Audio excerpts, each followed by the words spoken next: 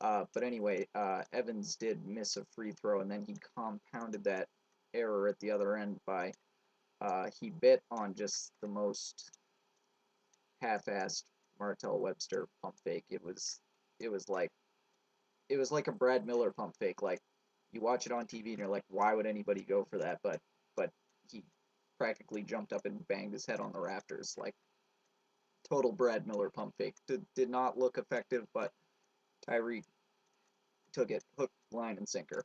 So Tyreek Evans kind of almost blew this for the Kings, but I guess it doesn't matter because the pizza guy delivered on time. Uh, Last but not least, uh, the Denver Nuggets at home, 102. The Pacers, 101. And some would argue that there was some home cooking in this game for the Nuggets. Personally, the problem I had with the end of this game is I think the most important aspect of refereeing is to be consistent. Now, I hate it. I hate a game where there's 100 fouls and there's a whistle every 5 seconds, but I'm hating that from a viewer's perspective. Uh, if I was the coach or involved in the game or whatever, as long as it's consistent, either call everything or don't call anything. Just be consistent with what's a foul and what's not, and I can't complain about that. Like I said, as a viewer, I hate it when they call a tight game, but if they call a tight game both ways all the way through, I can't really complain about that. In this particular game, I thought it was pretty physical, especially down the stretch. I thought there were a lot of pretty weird non-calls. There was one in particular, I don't even think it was necessarily this one. I don't even think, like I said, I don't even think it was necessarily a foul, but in the NBA, it's a foul every time. Corey Brewer drove to the basket, and he and it was either Hibbert or Mahinmi, one of the big guys, made substantial contact, and Brewer just like got flattened, and the pacer went pretty much straight up. But in the NBA, it's just when a guy gets flattened like that, it's how. Let's be honest, it's a foul like 99% of the time. And then there were some other calls that I didn't think were so good, or I thought they were weird. But in any case, I thought it was a physical game, is my point. And then you come down to the last two possessions. Really should have been the last one possession. Yeah, before I get into the two calls, let me just say, why would you isolate Andre Iguodala? The thing about Andre Iguodala is he was, on the Olympic team for his defense. What do you think he was out there for? To shoot jump shots? I think he actually shot pretty well on those corner threes, but that's not what they invited him for. He's there for his defense. So, in my opinion, in order to make you can make Andre Iguodala, you can turn him from an asset to a liability as far as Denver's concerned, just by don't isolate him on don't isolate him on defense. Don't go after him. He's the best perimeter lockdown defender out there. Try to get him out of the play defensively, and then if you can keep him a non-factor on defense, I guarantee he'll do something stupid on offense. Guarantee it. Andre Iguodala cannot be involved in a close basketball game and not have a mental breakdown, or at the very least shoot a bad jump shot in the clutch. I call it the patented Andre Iguodala airball. It's not a close game with Andre Iguodala in it until he shoots an airball from like 17 feet contested, falling backwards. It's it's like the sun rising in the morning. It's terrible. So yeah, I don't understand why they attack Andre Iguodala. Let him shoot his jump shots and attack somebody else. Anyway, so the Pacers do decide to put Paul George out at the top, isolated against Iguodala, and he makes his move. I don't know, a crossover. I think he's going right. Iguodala's in front of him. It's in most cases it's a blocking foul. The contact, you could say it was incidental or whatever, but in most cases I think it's a blocking foul. But like I said, this game had been very physical, so I wasn't really mad at him for not calling it. I thought it showed a little bit of consistency, so I said, you know, I can handle that. There were like 0.5 seconds on the clock. I'm thinking, you know, okay, overtime, that's good. Let the players decide the game. But then the Pacers, the Nuggets throw a lob to the rim, and George and Iguodala uh, come together right about when Iguodala is gonna go up to try to tap it in, and I mean, what are the chances that would have worked? Like 0.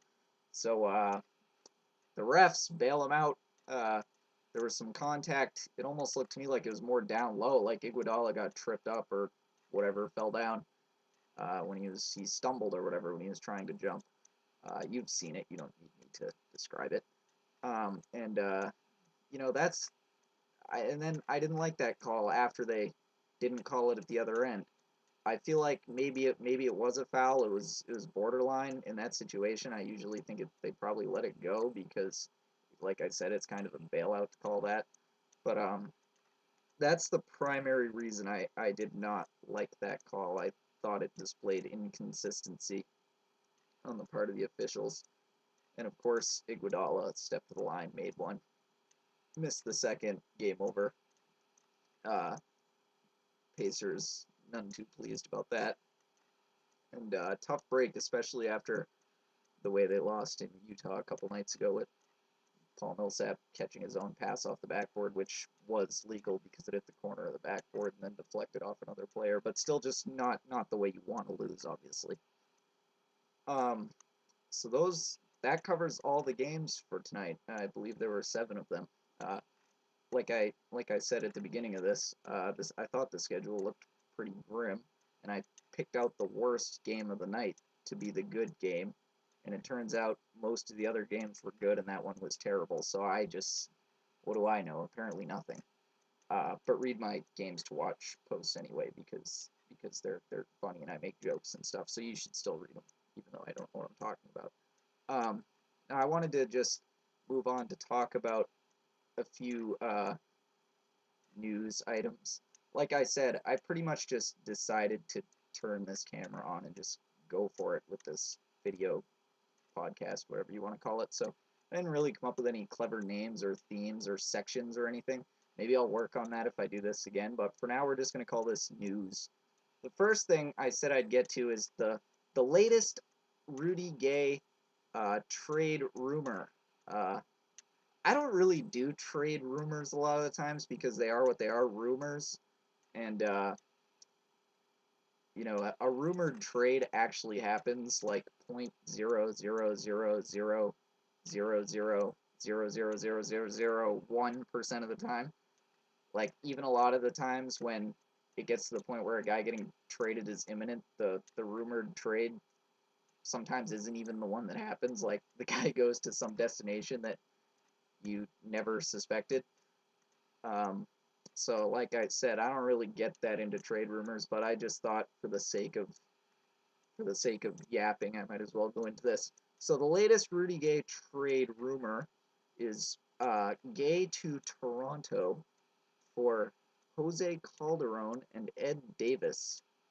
Now, Rudy Gay has this year and then 2 more years left, around $16 million if I'm not mistaken. And Calderon is an expirer for about 10 million. And I don't know Davis's salary, but I think he's still on like a rookie contract or something, so it can't be that much. A couple $1,000,000 probably. And I don't even know how many years Davis has left. He might even be a free agent. I don't even know, but it's not that important. The trade straight up like that does work in the trade machine. I tried it out. Uh, Despite the fact that it works, I don't think I like it necessarily for either team. Uh, Memphis isn't really in the market for a point guard. They have Mike Conley and my guy Tony Wroten at the backup, who kind of struggled tonight, but you know he's got that flair. I like Tony Wroten. Tony Wroten's my guy, and so yeah, Memphis. I don't understand why I mean, obviously Memphis would do it because they don't. I guess they don't. Even though they made that trade to stay under the cap while paying Gay this season, maybe they don't want to pay him the next 2 seasons. So but I mean, I don't think it makes them a better team, and I think they may as well. I think they may as well just hold on to Rudy Gay for this season, and I don't think they're title contenders, but I mean, what you got to do something, so might as well just go for it. In my opinion, if you're Memphis, hold on to Rudy Gay and see what happens. And for Toronto, I don't. I don't think Rudy Gay is a $16 million player. So I don't really want Rudy Gay coming in for Calderon's expiring contract. I'd rather hang on to my money and maybe pursue a free agent. I looked over the free agents. It's not much doing, but there are some quality big men. I believe uh, Al Jefferson and Paul Millsap, I know, are free agents. Obviously, both quality players. Jefferson has some defensive issues, and Millsap's had a down season, but I really like Millsap. I think that's all situational with Millsap's struggles. He's a really versatile player as far as he can move out onto the perimeter and slide his feet defensively. Uh, he's almost become like a hybrid small forward power forward. Um, I certainly wouldn't call him a tweener, but he can play some three, and that's impressive considering the way he bangs on the interior. He's even developed a bit of a 3-point stroke, and Toronto knows that from earlier in the season when he burned him in that like triple overtime, double overtime, triple overtime, whatever crazy game that was. And the other guy, I think Pekovic, free agent this summer, I believe. Uh, Obviously, I mean, who wouldn't want Nikola Pekovic? I mean, just total offensive force, a solid defender, though he doesn't block a lot of shots, but positionally plays good defense, huge body presence. I mean, I'd rather have any of those three than Rudy Gay personally. And also, even if you can't get any of those three, I think I'd rather just keep my money in my pocket than trade for Rudy Gay for like $30+ million over the next 2 years total. I don't think I want any part of that. Sorry. Um, Next thing, uh, there's been some debate about Rondo's All-Star Game replacement.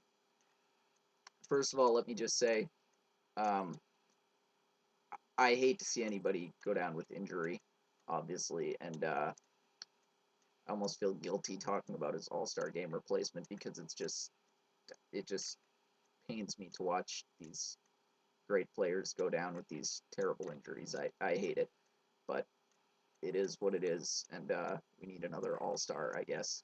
So I personally think the spot should go to Brook Lopez, who I had on the team anyway.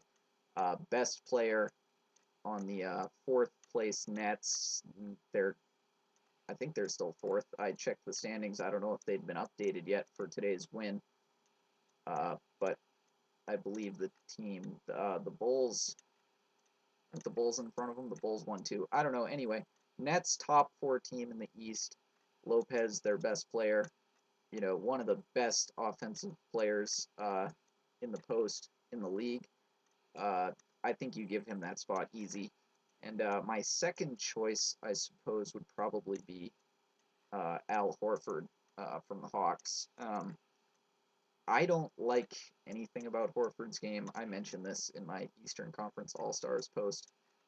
I don't like to watch him play. I think just about everything he does just looks mechanical and just like it shouldn't work, but the point is that it does. He's a good all-around player, passer, scorer, shooter. So he'd probably be my second choice, but I think Brook Lopez gets that spot. And all the talk of like J.R. Smith is the guy that we want, but not the guy that deserves it. Yeah, I I hear that. Having watched a lot of J.R. Smith in China, I can attest to J.R. Smith being a guy that you do want in the All-Star game. That would probably be a lot of fun. So if the league picks J.R. Smith, do I think he's deserving? No. Will I jump up and down and be happy about it? Yes, absolutely.